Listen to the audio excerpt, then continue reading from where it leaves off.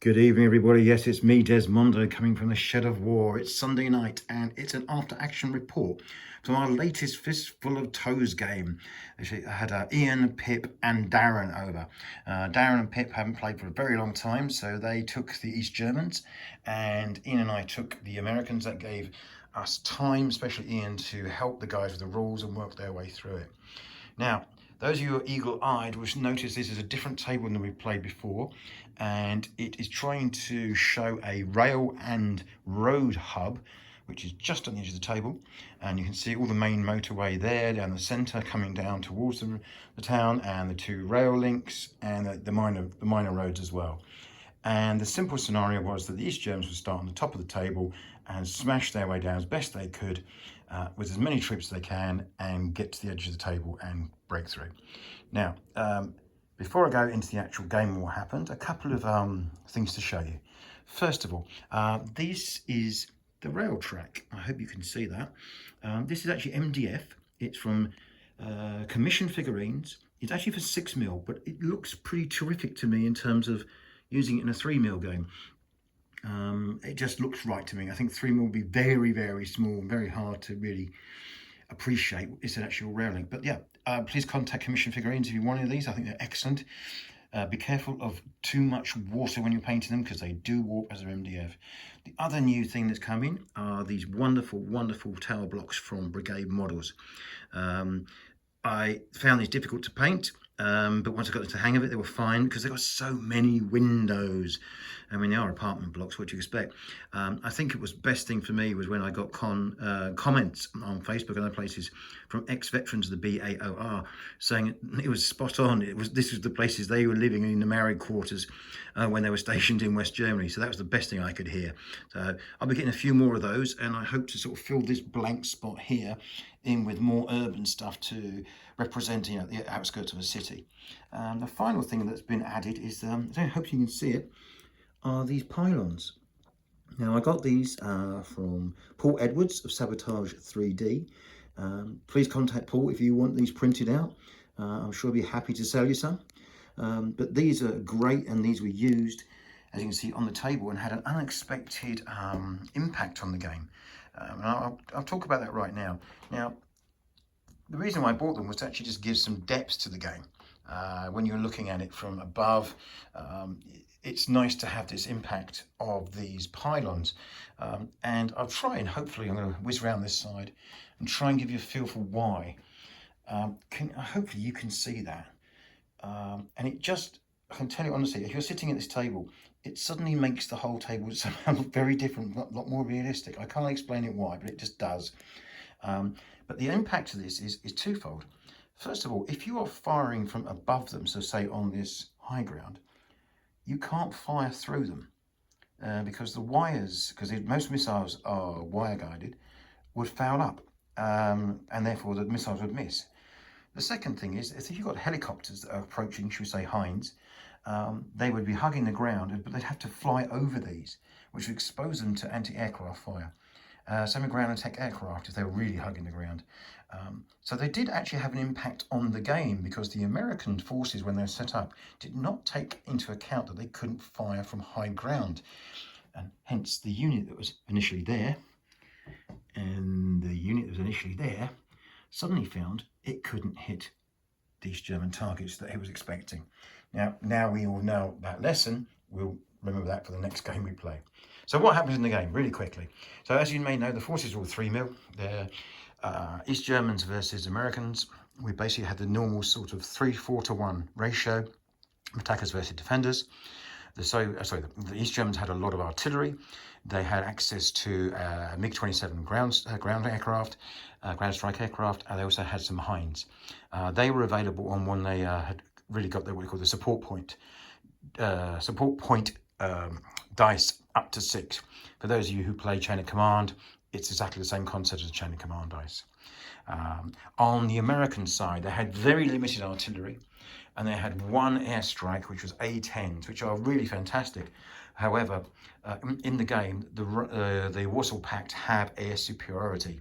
So that makes it extremely difficult for the A10 to get on and do significant damage.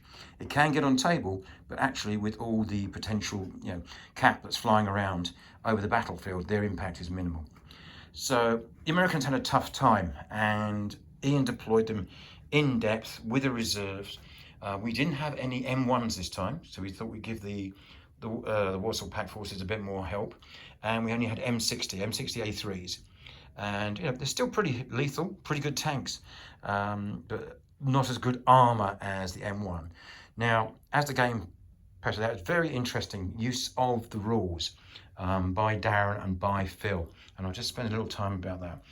So Darren, in part of the rules, what happens is that very same as chain of command. If you roll a 5, you can add 1 to, say, your support point dice, and you can use that for various things when it gets to 6. Now, the other option with a 5 is to use what we call regimental activation, which means you can move basically everything almost that's on table forwards, or fighting, or whatever they want to do with them. Darren decided on his side of the motorway to use his 5s to pile forward as hard as he could. And if you look here, he's come from the start line here with this bridge. He's driven all the way through here, this ground here, all the way through this village, right the way basically to the outskirts of the town.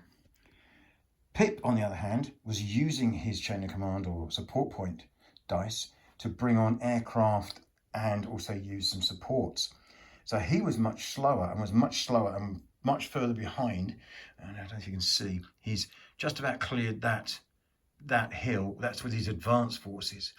So he made a different decision, which was to engage, fight at a slower rate. Whereas Darren raced forward, engaged everything he could, and his plan was very interesting.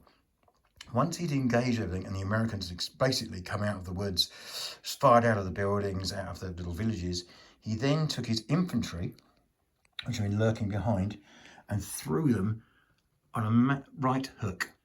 He basically did a right hook straight into the flank and swept Ian's defence line in this hill line and woods out of the action.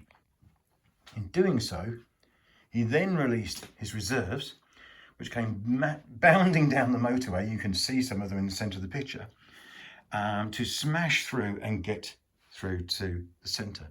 This worked an absolute treat because the Americans, all they had left was very little because they've been engaged in the T-55 tank regiments. And yes, there is something left, but there's very little. And if you were playing a campaign game, we'd be pulling all of this out if you were the Americans to try and go to the next position, the third defensive position. But as you can see, Darren pulled a blinder and did a superb job. What we also, I should point out, is that part of the using the support point dice when it gets to 6 is you can bring on reserves. And essentially the reserves are, if you've lost stuff, you can bring it back on. So in this case, Darren had lost a battalion of MBTs. We allowed him to bring it back on again. And that represents, the second wave that was always behind this, the initial attack.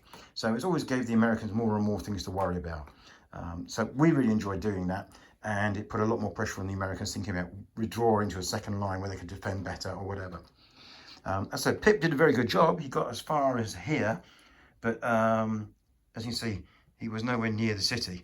And there were still significant American forces in front of him in the woods there, in the village there, and you can actually see the M60s are actually leading a counterattack.